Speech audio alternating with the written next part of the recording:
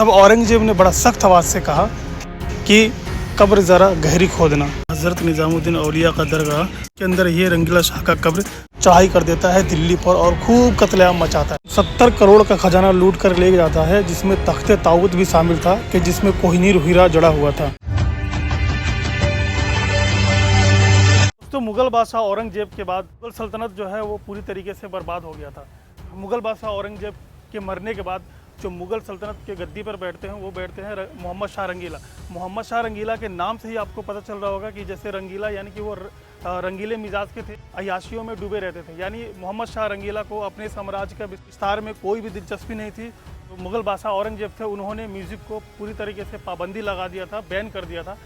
मोहम्मद शाह रंगीला ने दोबारा से उसको स्टार्ट करवाया अपने राज्य में। तो बताया जाता है कि दोस्तों मोहम्मद शाह रंगीला ने जब ये सारी एक्टिविटियाँ स्टार्ट कर दी अपने राज्य में, तो मुग़ल राज्य था, मुग़ल शासन था, वो बहुत कमज़ोर हो गया। क्योंकि कहते हैं कि जब एक राजा का अपने एरिया पे अपने प्रजा पर ध्यान नहीं होता है तो वो जो राज्य है पूरी तरीके से बर्बाद हो जाता है। उसी तरीके से मुग़ल साम्राज्य भी बर्बाद हुआ, यानी कि जो उनकी गलती थी वो बहादुर शाह जफ़र तक भी देखा गया। आज खड़ा हूँ हज़रत निज़ामुद्दीन औलिया के मज़ार के पास में खड़ा हूँ। मोहम्मद शाह रंगीला का जो कब्र है हज़रत निज़ामुद्दीन औलिया के परिसर में मौजूद है। तो चलिए मैं आपको वहाँ लेके चलता हूँ और मोहम्मद शाह रंगीला के कब्र को देखते हैं। और तो दोस्तों ये है निज़ामुद्दीन औलिया के दरगाह की तरफ जाने वाला रास्ता और इसी रास्ते से चलेंगे हम अंदर की तरफ।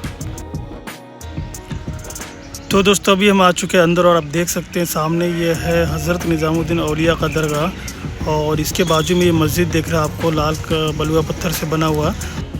तो दोस्तों ये जो वाइट संगमरमर का आपको एक मकबरा टाइप का दिख रहा है, इसके अंदर ये रंगीला शाह का कब्र।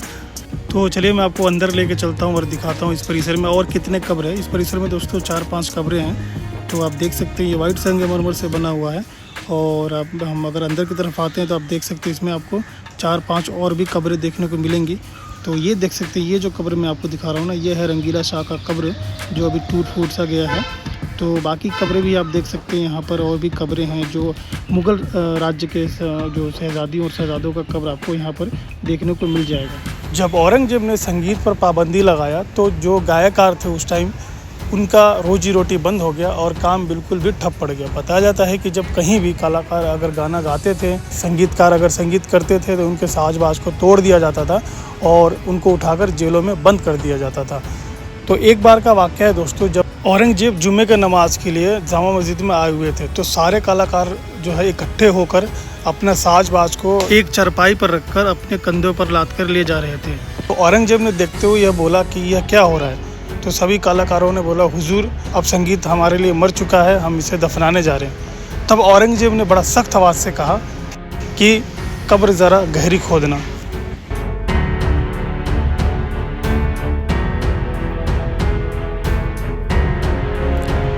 उधर नादिर शाह के आंखों में मुग़लों का खजाना गड़ गया था और वो जल्द से जल्द उस खजाने को अपना बना लेना चाहता था। बताया जाता है कि नादिर शाह ने शाह रंगीला को 3 बार आगाह किया, लेकिन शाह रंगीला अपनी ही मस्ती में मगन रहता था। एक बार का वाक़या दोस्तों, जब एक रात शाह रंगीला नशे में धुत था और उसका सिपाही उसके पास पहुंचता है, नादिर शाह का पैगाम भरा एक चिट्ठी उसको देता है और कहता है कि हुजूर ये नादिर शाह ने पैगाम भिजवाया है। नादिर शाह ने अपने शराब के प्याले में इस चिट्ठी को डुबोते हुए बोलता है कि इन फालतू बातों पर हम ध्यान नहीं देते। उसी दौरान पहाड़गंज के कुछ दुकानदारों से नादिर शाह के सिपाहियों का झड़प हो जाता है, जिसमें नादिर शाह के कुछ सिपाही मारे जाते हैं। बस तो क्या था, नादिर शाह को गुस्सा आता है और वो चढ़ाई कर देता है दिल्ली पर और खूब कत्लेआम मचाता है। यह देखकर शाह रंगीला घबरा जाता है और नादिर शाह से कहता है कि जितना खजाना चाहिए ले जाओ, लेकिन ये कत्लेआम रोक दो। नादिर शाह को मौका मिलता है और बताया जाता है कि मुग़ल का खजाना यानी उस टाइम के दौरान दोस्तों तकरीबन 70 करोड़ का खजाना लूट कर ले जाता है, जिसमें तख्ते ताऊत भी शामिल था कि जिसमें कोहिनूर हीरा जड़ा हुआ था। तो कोहिनूर हीरा ऐसे हमारे हिंदुस्तान से चला जाता है। तो ये कहानी थी एक ऐसे अयास बादशाह की कि जो मुग़लों के बर्बादी का कारण बनता है।